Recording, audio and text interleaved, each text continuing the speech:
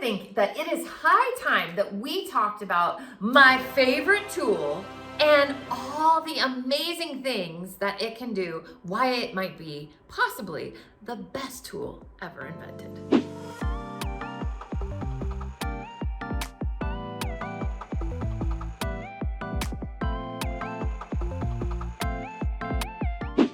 Talk about the safety pin. I mean, I love it so much.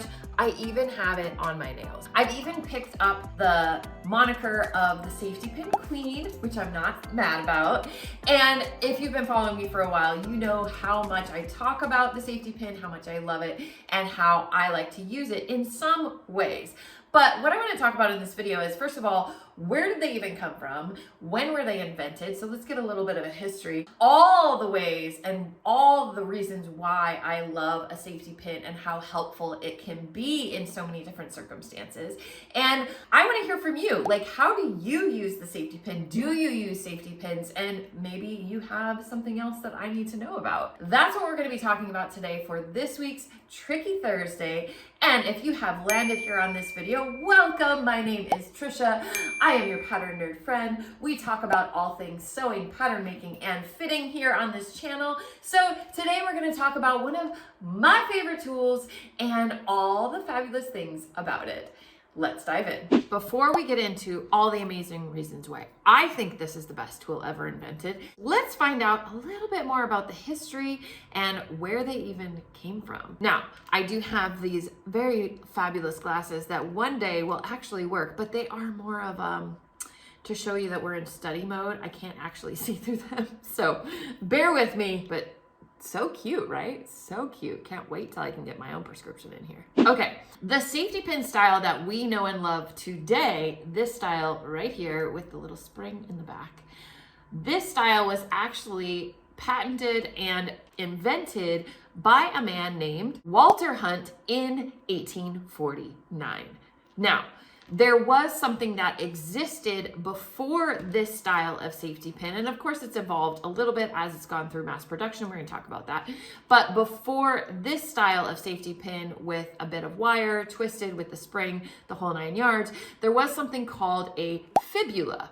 Now, a fibula was a very similar style of pin that held things together, often used with clothing, used to hold together like togas and things of that nature, all the way back to ancient Roman and Greek times. So the fibula and what now is known as the safety pin has actually been around for a very long time.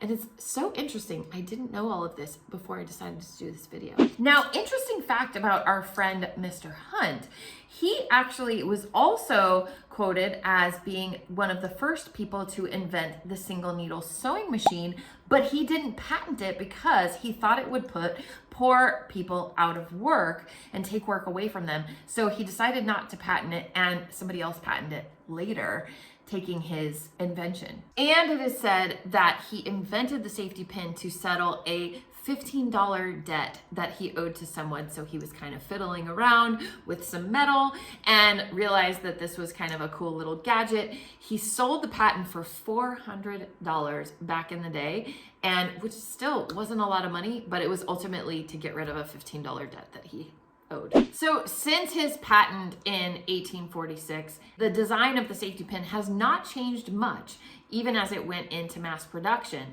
And the really interesting thing, he also invented the Winchester repeating rifle, a successful flax spinner, knife sharpener, a fountain pen, a rope making machine, a streetcar bell, a hard coal burning stove, artificial stone, street sweeping machinery, and the ice plow. He sold the patents to most of his inventions for minimal sums, lived modestly, and received little recognition for the inventions even after his death. Giving it up to you, Walter Hunt, because I love your invention.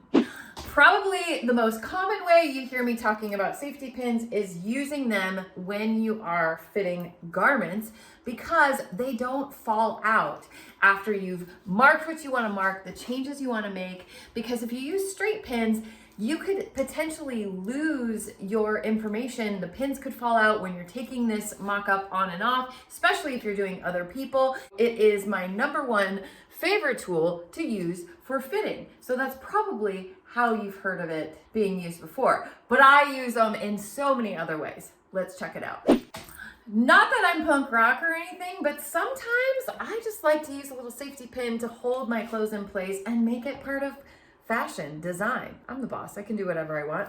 Another helpful way is to keep my buttons held together, or any notions that I might be working on with a special project, so that I can hang this with my project so that it's ready for when I need it. I also use them to hang my tool roll when I'm traveling. I always bring this roll of tools, and I know by using the safety pins, I can hang them easily in my work area because there's usually a hanger hanging around. So that's one of my favorite uses as well. I also use them to hold together my clothes sometimes.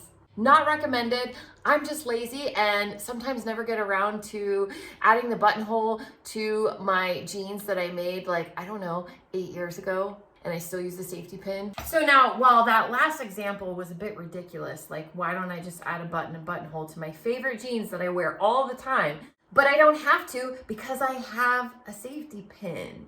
So while that's not the best use of the tool, it allows me to be lazy and move on and do what I want to do. And nobody knows because I'm using a safety pin, and it works just fine. I actually first fell in love with safety pins in my theater career as I was learning how to be a dresser backstage in theatrical shows. You know, there's always quick changes and presets and things, and accidents happen. Clothes break, zippers break. So we would always have a plethora of safety pins like on our apron. I started just wearing them on my jeans, and people would ask me if I was punk rock, and I'm like, no, this is for work. I legit need to use these things sometimes. That's where my love really started. And that's also where I learned where to use them and how to use them in a fitting. That's where it all started, but there are just so many wonderful uses for the safety pin. And I also want to point out that by always usually having at least one safety pin on me at all times,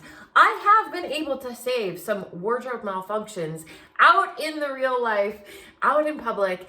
And just because I had that safety pin, they were able to continue on with their day. So, you know, favorite tool ever invented. Thank you so much, Walter Hunt. Those are the ways that I like to use the safety pins.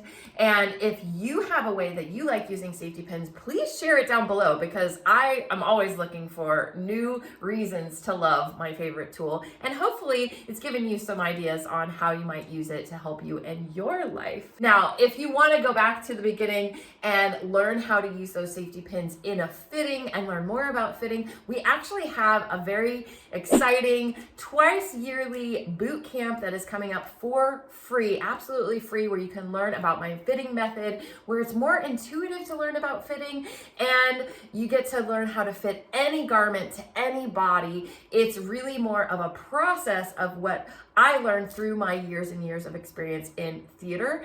It's absolutely free to sign up. That sign up is down below. It's called Fitabous Fit Bootcamp, and we are going to talk more about how I use safety pins in fittings. I hope you will join us for that.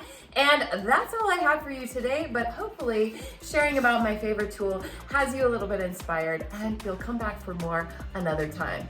Thanks so much for watching. We'll see you next time.